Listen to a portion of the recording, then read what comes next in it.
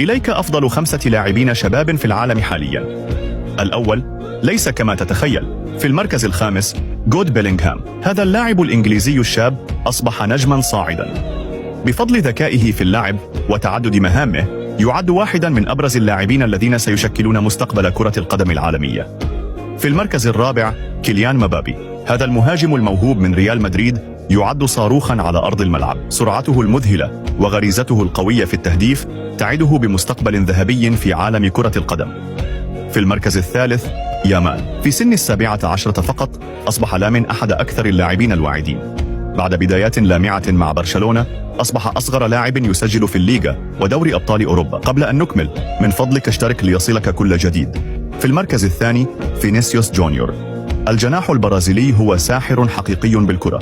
قدرته على المراوغة وخلق الفرص تجعله كابوسا للدفاعات. مع أدائه الاستثنائي في ريال مدريد أصبح واحدا من أكثر المواهب الشابة إثارة للاهتمام. والآن حان دورك لتقرر من يستحق المركز الأول. إذن من هو أفضل لاعب شاب في العالم في رأيك؟ قل لنا في التعليقات.